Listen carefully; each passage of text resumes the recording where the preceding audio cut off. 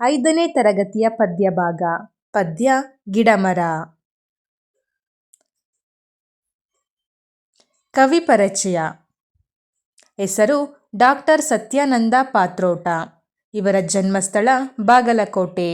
ಕೃತಿಗಳು ಕರಿ ನೆಲದ ಕಲೆಗಳು, ಜಾಜಿ ಮಲ್ಲಿಗೆ, ಕಲ್ಲಿಗೂ ಗೊತ್ತಿರುವ ಕತೆ, ಕರಿಯ ಕಟ್ಟಿದ ಕವನ, ನನ್ನ ಕನಸಿನ ಹುಡುಗಿ, ನದಿಗೊಂದು ಕನಸು ಮತ್ತು ಅವಳು ಎಂಬ ಕವನ ಸಂಕಲನಗಳು. ನಮಗ ಯಾರೂ ಇಲ್ಲೋ ಯಪ್ಪ ಸಾಕ್ಷಿ, ಮತ್ತೊಬ್ಬ ಏಕಲವ್ಯ ಎಂಬ ನಾಟಕಗಳು. ಒಂದಿಷ್ಟು ಕ್ಷಣಗಳು ಎಂಬ ಪ್ರಬಂಧ ಸಂಕಲನವನ್ನು ಪ್ರಕಟಿಸಿದ್ದಾರೆ. ಧ್ವನಿ ಸುರುಳಿ ಎದೆಯ ಮಾತು. ಪ್ರಶಸ್ತಿ ಕರ್ನಾಟಕ ಸರ್ಕಾರದಿಂದ ರಾಜ್ಯೋತ್ಸವ ಪ್ರಶಸ್ತಿ ದೊರೆತಿದೆ. ಆಕಾರ ಗ್ರಂಥ ಕರಿಯ ಕಟ್ಟಿದ ಕವನ ಎಂಬ ಕವನ ಸಂಕಲನದಿಂದ ಗಿಡಮರ ಎಂಬ ಪದ್ಯವನ್ನು ಆರಿಸಿಕೊಳ್ಳಲಾಗಿದೆ. ಪದಗಳ ಅರ್ಥ. ಬೊಡ್ಡೆ, ಮರದ ಕಾಂಡದ ಭಾಗ. ಅನುದಿನ, ದಿನನಿತ್ಯ. ಕರಿದು, ಕಪ್ಪಾದ ಬಣ್ಣ. ತರತರ, ವಿಧ ವಿಧವಾದ. ಕಡಲುಕ್ಕುವ, ಸಮುದ್ರ ಉಕ್ಕಿದಂತೆ. ಮನ, ಮನಸ್ಸು. ಹಾಳು ಕೊಂಪೆ, ನಾಶ ಹೊಂದಿದ ಊರು. ಈ ಕೆಳಗಿನ ಪ್ರಶ್ನೆಗಳಿಗೆ ಉತ್ತರಿಸಿ. ಪ್ರಶ್ನೆ 1. ಯಾರೇ ಏನೇ ಮಾಡಿದರೂ ಗಿಡಮರ ಏನು ಮಾಡುತ್ತವೆ? ಉತ್ತರ: ಯಾರೇ ಏನೇ ಮಾಡಿದರೂ ಗಿಡಮರ ದಿವ್ಯ ಮೌನ ತಾಳುತ್ತವೆ. ಪ್ರಶ್ನೆ 2. ಕಡಲುಕ್ಕುವ ಚೇತನ ಎಲ್ಲಿ ಕಾಣಬರುತ್ತದೆ? ಉತ್ತರ: ಕಡಲುಕ್ಕುವ ಚೇತನ ರೆಂಬೆ ಕೊಂಬೆಗಳು ಚಿಗುರುವಲ್ಲಿ ಕಾಣಬರುತ್ತದೆ. ಪ್ರಶ್ನೆ 3.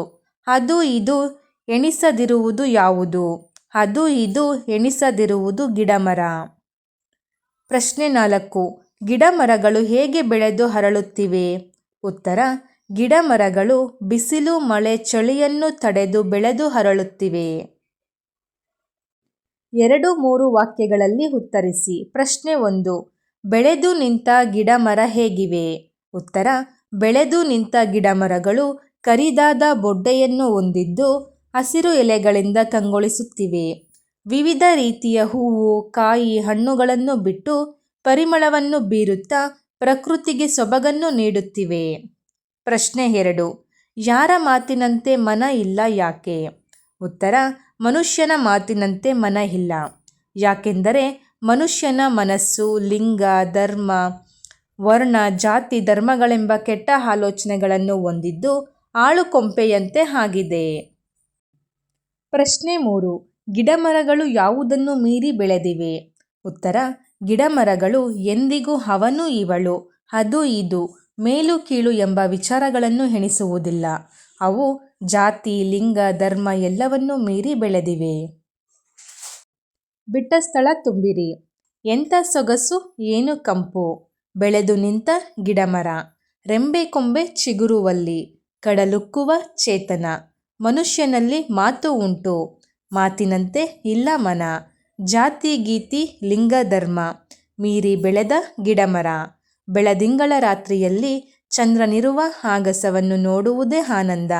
ನಿನಗೆ ಪೆಟ್ಟಾಗಿರುವುದನ್ನು ಕಂಡಾಗ ನನಗೆ ಅಳು ಬಂದಿತು. ನನ್ನ ಊರು ಬೆಂಗಳೂರು.